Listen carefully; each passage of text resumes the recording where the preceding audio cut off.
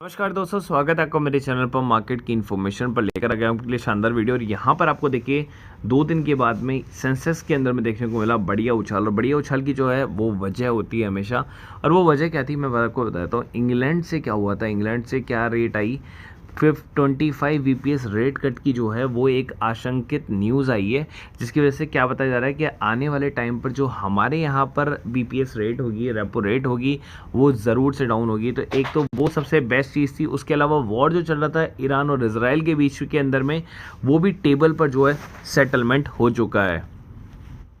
तो war settlement होने का मतलब ये है कि अभी तक जो वार्ता है वो टेबल पर ही चल रही है और आगे कोई एक्शन नहीं लिया जा रहा इतने बड़े चीज़ के बाद में। आगे देखते हैं हम। मोस्ट शिप जो मैंने आपको दिया था उसने 149 तक का जो है हाई टच कर दिया था। 90 रुपीज़ पर आपको ये शेयर मिला था।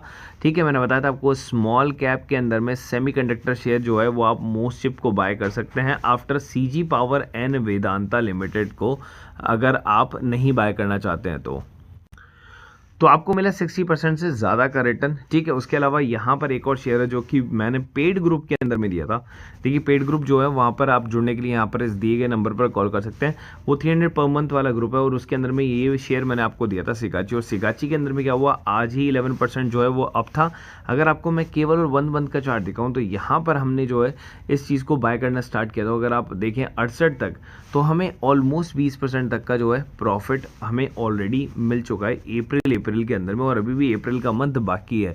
तो सोचिए 20-25% जो है आपको एक मंथ के अंदर में एवरेजली मिले तो कितना बढ़िया हो। तो सिगाची उनमें से एक शेयर था हमारे पास में, और सिगाची के अलावा मैंने 9 और स्टॉक वहाँ पर दिए हुए, तो आपको डेली वो चीज़ मिल जाती है पर मंथ के लिए।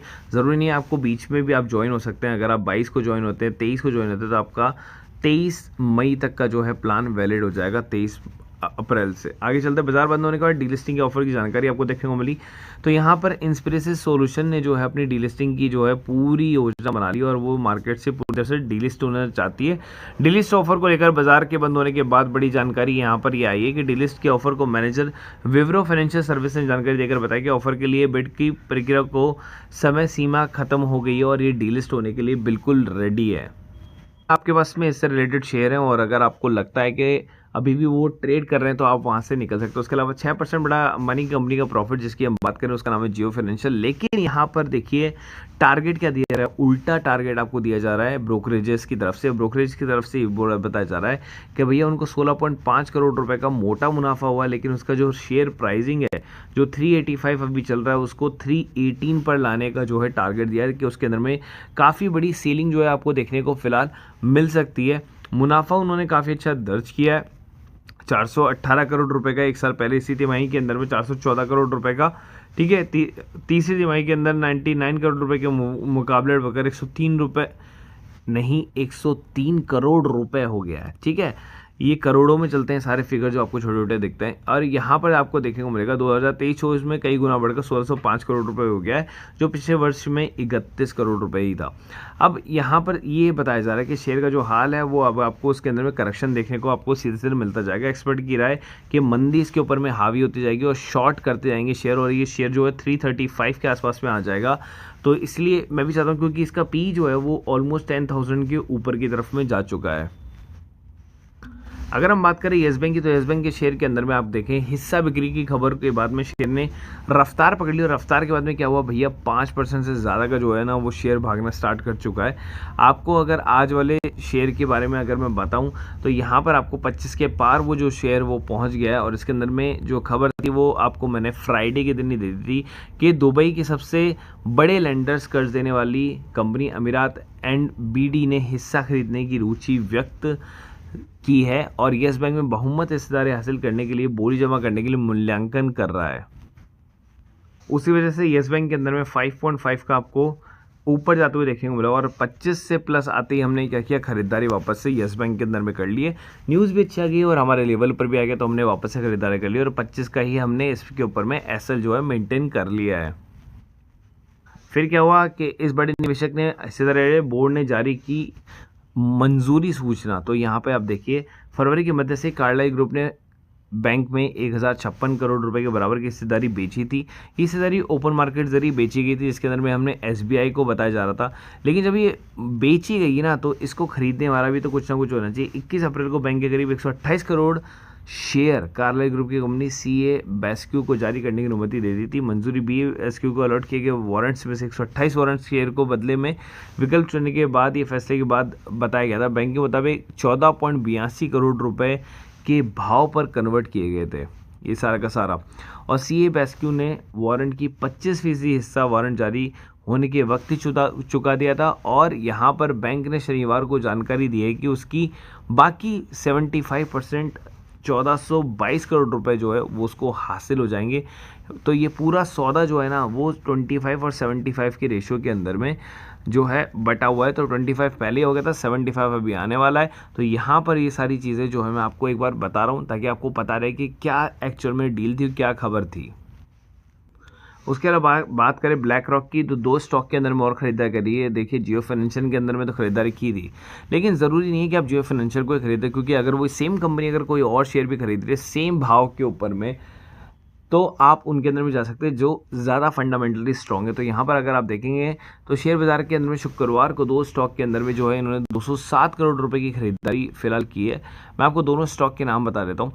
अपने पोर्टफोलियो के अंदर में इन्होंने अपना पैसे जो है इन 2 स्टॉक में लगाया, जिसका नाम है इलेक्ट्रो स्टील कास्टिंग लिमिटेड, और 4.46% की तेज़ी के साथ में ये जो 196.80 रुपये के भाव पर क्लोज हुआ था। और दूसरा है पीटीसी इंडिया, जो कि 11.5% की बढ़त रही और 234 रुपये के लेवल पर क्रॉस हुए। तो दोनों स्टॉक के नाम मैंने आपको बता दिए।